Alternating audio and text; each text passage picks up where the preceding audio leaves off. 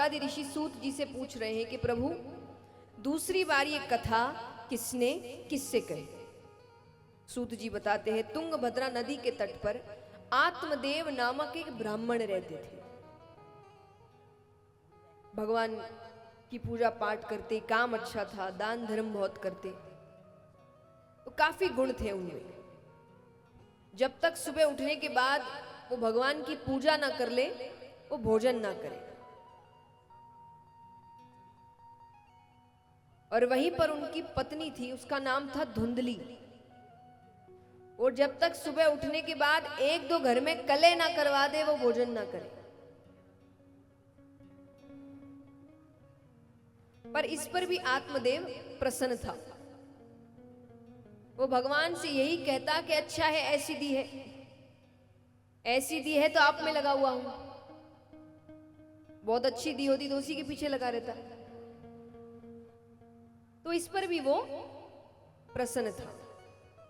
उसके जीवन में केवल एक ही दुख, उसे कोई संतान नहीं थी और उसको संतान चाहिए थी। उसने हर रूप से कोशिश करी, सब कुछ कर लिया, पर उसे संतान नहीं हो रही। अंत में वो अपने घर पर एक गौ माता लेकर आता है।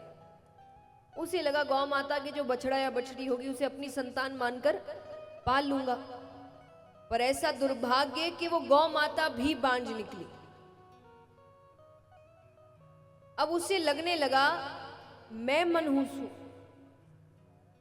मैं जिसे इस घर में लेकर आता हूं उसे संतानें नहीं होती। अब यहां पर एक नकारात्मक विचार आया नहीं। कहते हैं ना कि एक नकारात्मक विचार 100 नकारात्मक विचारों को निमंत्रण देता है। कैसे? और ये काम मनुष्य खुद करता है। एक नकारात्मक विचार उसके अंदर आया नहीं कि आगे के वो खुद ही सोच लेता है कि उसका जीवन कैसे खराब होने वाला है, जबकि वो होने की ना होने की संभावना भी कुछ भी नहीं है। जैसे मान लीजिए एक बच्चा है, उसको कल पेपर देने जाना है, 10वीं के पेपर होंगे, 12वीं के होंगे। तो मान लीजिए कल उसका पेपर है। अब उसके दिमाग में पहला नकारात्मक विचार आया, अगर पेपर अच्छा नहीं गया तो। यहां से उसकी यात्रा शुरू हो रही है। अब उसकी यात्रा सुनिए आप। तो उसके दिमाग में आया कल का पेपर अच्छा नहीं गया तो पास नहीं होंगे, पास नहीं होंगे तो कॉलेज नहीं मिलेगा, कॉलेज नहीं मिली तो डिग्री नहीं मिलेगी, डिग्री नहीं मिली तो नौकरी नहीं मिलेगी, नौकरी नहीं मिली तो शादी नहीं होगी, शादी नहीं हुई तो परिवार नहीं होगा, परिवार नहीं हुआ तो समाज क्या कहेगा। कहां कल पेपर देना है, इसने शादी बच्चे तक के, जबकि इन सब के होने की संभावना ना के बराबर है।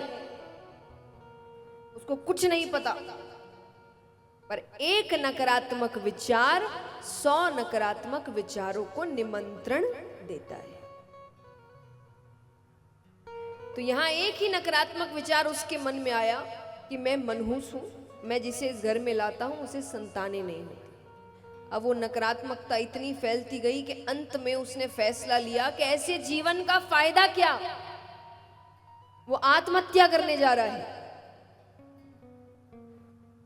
वो नदी में कूदने ही वाला है कि पीछे से एक ऋषि खींच लेते हैं। अरे क्या कर रहे हो, इतनी मुश्किल से मनुष्य जन्म मिलता है, ऐसे ही त्याग दोगे?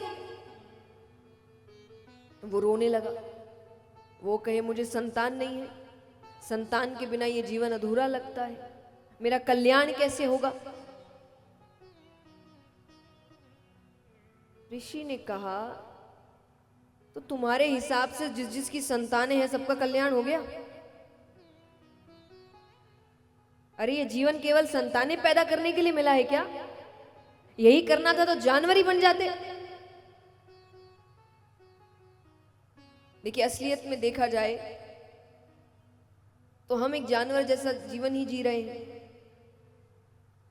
अगर हम कुछ अलग नहीं कर रहे, कुछ बदलाव नहीं ला रहे इस संसार में, तो जानवरों का ही जीवन तो जी रहे हैं। आज हम काम करते हैं पेट भरने के लिए, वो शिकार करता है पेट भरने के लिए। हम शादी करके बच्चे पैदा करते हैं, वही बच्चे पैदा कर रहे हैं, इतना ही कर रहे हैं। उन बच्चों का ध्यान रख रहे हैं, बच्चों को भी वैसी जिंदगी वो जैसे हमने जिया वो भी वैसे ही जी रहे, मर गए, खत्म कहानी। इतना ही करना था तो जानवर ही बन जाते।